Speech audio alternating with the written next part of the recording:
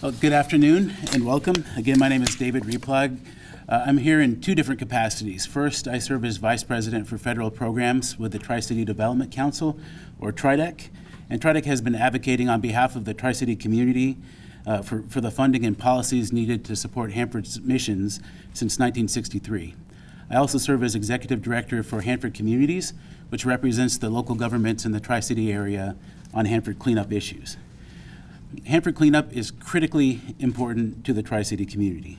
It is our family members, friends, and neighbors who go to work at Hanford every single day. We are also the community of over 320,000 people who live immediately adjacent and downstream of the Hanford site. We are proud of the Tri-City's role in supporting America's national security mission from World War II through the Cold War, and we are equally proud of the work that's happening today on one of the most complex, technically challenging, and important environmental remediation projects in the entire world. Perhaps the most challenging aspect of Hanford cleanup is treating and disposing of Hanford's 56 million gallons of tank waste. To that end, it has taken over 2 decades and many billions of dollars to get to the point where, for the first time ever, the Hanford site is poised to meaningfully reduce the total volume of waste in Hanford's tanks. This tank waste treatment is scheduled to begin in the coming weeks at the direct feed low activity waste facility. And when it comes to this tank waste, time is our common enemy.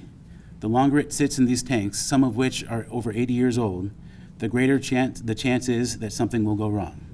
That's why, as a community, we are so deeply invested in the plan to begin vitrifying Hanford's low activity tank waste this year, and why we have spent decades advocating for the facility's construction.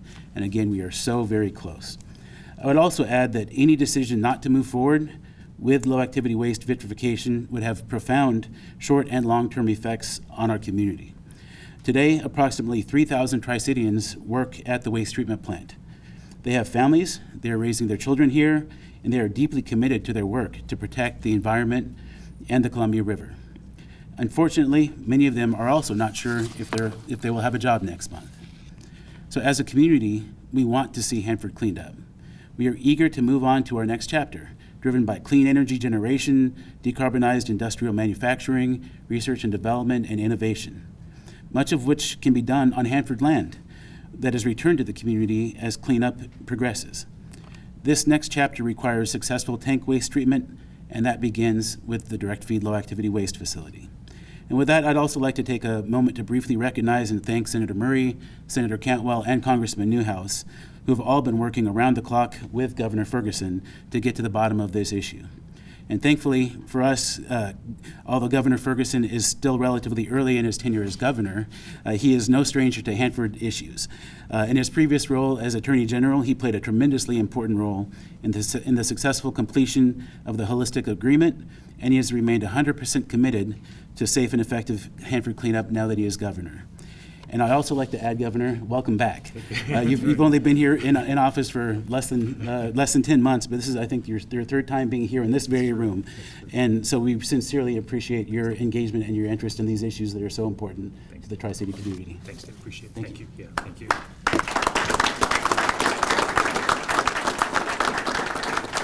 Thanks, David, so much, and for your words and your partnership, and for helping us host us here today. And thanks to all of you for being here on short notice. We have a lot of folks here. We will not introduce everybody for obvious reasons, but I so appreciate all who have come on short notice to be here. We have tribal leaders from the Yakima Nation and Nez Perce tribes. We so appreciate your leadership and partnership on these challenging issues. We have statewide elected officials, our state treasurer, we have local elected officials, we have community leaders, and most importantly, I think we can all agree, we have a lot of folks who are doing the work at Hanford that is so critically important. And so I have had the honor over 12 years of having a chance to meet with many workers over the years on a variety of issues, and just on behalf of everybody here in the people of the state of Washington, we deeply appreciate your work and your service under really challenging circumstances, and the important work that you do we really value. So we're all here today to send as clear a message as possible to the current administration back in Washington, D.C., that we're going to hold the administration accountable to their promise to move forward on treating the waste at Hanford. we have done our part in Washington State to support the national defense mission. It is now the federal government's obligation to live up to its responsibilities and move forward in the coming weeks. There have been public statements that they intend to stay the course as recently as yesterday, but in private conversations, including a conversation with U.S. Senator Patty Murray, they've made it clear they intend to pull the plug. So if the Department of Energy moves away from starting up the waste treatment plant, it would be a stunning waste of resources and a violation of multiple legal agreements, and in some ways, most importantly, a slap in the face to the workers who have spent decades at that location, working extremely hard under challenging circumstances. So what I'm going to do is just briefly start by talking about the events of this week, which I think laid the groundwork for this conversation. So on Monday, the Trump administration fired Roger Jarrell, the acting head of environmental management overseeing Hanford. On Tuesday, the administration denied reports that they were going to pull the plug on moving forward. On Wednesday, Senator Murray, as you know, had a conversation with the Secretary of Energy, in which the Secretary of Energy made it clear that for vague safety reasons, they would not be moving forward. And then yesterday, a new announcement saying that there would not be changes. In anticipation of the questions around their statement yesterday, I guess what I just will say is I think it's clear what their intentions are. And we intend to move forward with this project. I want to be very clear what that means. So if in fact they choose not to move forward, and it's just literally weeks away, right, October 15th, I believe, there will be a legal challenge to that, and they will lose, okay? We have a consent decree. It's been in place for a long time. And that obligates them to move forward. This is a carefully constructed, seriously negotiated agreement. It's a federal court order that binds them to moving forward. I want to be very clear about that. We would not be filing a new complaint. No, because guess what? We already have a federal court order saying they must move forward. And so what we would simply do, working with our friends in the Office of the Attorney General, and Andy Fitz is here, who's been someone from my AG days, who I spent a lot of time on Hanford issues with Andy and the team there, we would simply move before Judge Bastian to enforce that agreement we already have in place. And we are very, very confident we would prevail. We obviously hope it doesn't come to that point, but we have to recognize that that is possible given what we've been hearing from Washington, D.C. One more thing I'll add before I turn this over to Casey Sixkiller, the head of our Department of Ecology, is this isn't about whoever happens to be occupying the White House right now. My first introduction to Hanford issues was filing a lawsuit when I was a brand new Attorney General against the Obama administration around worker safety issues at Hanford. That was the first time I ever filed a lawsuit against the presidential administration. It did not matter to me that the man who occupied the White House at that time was a man I deeply respect and admire and happens to be of my political party. What mattered to me was the many conversations I'd had with Hanford workers about their safety at the nuclear waste site. And that's why we filed that lawsuit, and that is why we won, by the way. When Joe Biden was president, we had a press conference right here in the Tri-Cities around defending a state law that Jerry Plett and others worked very hard to put into place in the state legislature. We had a press conference taking on the Biden administration around that. So look, it's not about who occupies the White House. What it is about the federal government, each and every time we've had to go to court, upholding its obligations and its responsibilities and its promises to the people of this community, to the people of this state, and to the workers who are working very hard there year after year, decade after decade. And so there is zero chance we are backing down on this. I want to be crystal clear to everybody about this. There is zero chance we're going to lose. This is going to go forward. That is going to happen, whatever that takes. And I did deeply appreciate, I know Senator Murray has members of her team here, I believe. I had a chance to talk to Patty Murray, Senator Murray yesterday about this. Trust me, she is every bit as committed as I am on this issue. I know many other folks are as well, and we're going to make sure we make this happen. With that, I'm going to turn now to Casey Sixkiller. Casey's the head of our Department of Ecology, and deeply appreciate his tremendous work on behalf of the people of the state of Washington on this and many other issues. Casey. Thank you. Well, good afternoon, everyone. Thank you, Governor, very much for the opportunity to be here today on behalf of the Department of Ecology. I think it's important to sort of take a step back at this moment and really think about the Hanford landscape today. You know, it's hard to imagine that at one time there were 9 massive reactors operating here, and the thousands of workers who carried out that work under intense pressure and secrecy. My grandfather was one of them. Today, you see cocooned reactors and construction equipment, but it's what's below the surface that brings us here today. Beneath our feet sits 56 million gallons of radioactive and chemical waste stored in 177 tanks, enough to fill more than 200,000 tanker trucks. Each of these large underground tanks holds between 500,000 and 1 million gallons of waste, either in a single or double-walled tank. And just to give you a sense, these are 75 feet wide and 4-story tall tanks. Many of these tanks are decades past their design life, and at least 67 have already leaked more than 1 million gallons into the soil and groundwater. We are now just weeks away from one of the most important milestones since Hanford first produced plutonium 80 years ago, hot commissioning of the waste treatment plant, and for the first time, turning that radioactive waste created here at Hanford into glass.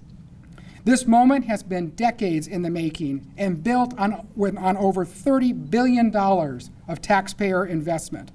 It is a critical component of an extraordinary complex cleanup mission, the largest of its kind in the Western Hemisphere. I had a chance to tour the plant just like last month, and I saw firsthand the progress and the ingenuity and the commitment of thousands of people, past and present, who've built and maintained this remarkable engineering and scientific achievement. I also heard how our teams at the Department of Ecology and the State Department of Health are working in partnership with the Department of Energy, collaboratively to solve problems and move this work forward. Pulling back at this point, delaying or canceling at the vitrification plant would not only waste billions of dollars, but also unnecessarily prolong the risk to public health and the environment.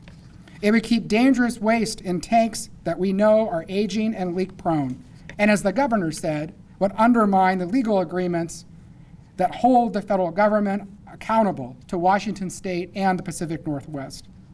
Some in the federal administration have suggested that there are safety concerns or that a different approach should be considered. But there is no evidence of any outstanding safety issues with the waste treatment plant. We are confident the plant is ready for hot commissioning. This work is about more than tanks and melters. It's about protecting a river system that sustains economies, ecosystems, and tribal nations. It's about fulfilling promises to communities who have borne the burden of this legacy for generations. And it's about honoring the ingenuity, sacrifice, and pride of the workers who brought us to this point. It's been nearly 40 years since the N reactor, where my grandfather worked, shut down. Now is the time to finish what we started and to move us into the new phase of the cleanup mission and finally begin treating Hanford's tank waste. Thank you. Nick? Good afternoon, everybody. My name is Nick Bumpus. I am the business manager of Plumbers and Steamfitters Local Union 598, and I have had the privilege over the last decade to have been the president of the Central Washington Building Trades. My goal today is to be succinct and blunt. For over 2.5 decades, tens of thousands of the highest skilled men and women have dedicated their talent, their skill, and everything else that they have to protect this nation, to protect our state, to protect a community, and to protect their home.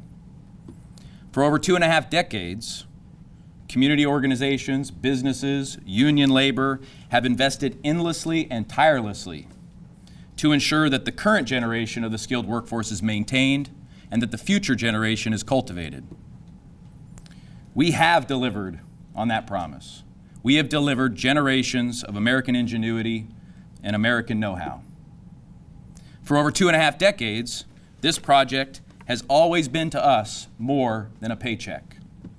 It's been about making good on our commitment to the Department of Energy and to support the commitment that they've made to us, Congress after Congress, administration after administration. Now, to any rumors about safety, I will tell you it's ludicrous. WTCC and the vitrification plant has stood as a beacon of worker safety since we began that project. And I will say, lastly, that the simple insinuation, the flippant notion that the Department of Energy is willing to just turn their back on this national mission is a disgrace to the American legacy, And it is a disgrace to the sacrifices that we have all made to protect democracy. To be blunt, not only is the message coming from the Department of Energy and the administration shameful, but it is nothing short of a betrayal. Thank you. Thank you, Nick, and to all the speakers.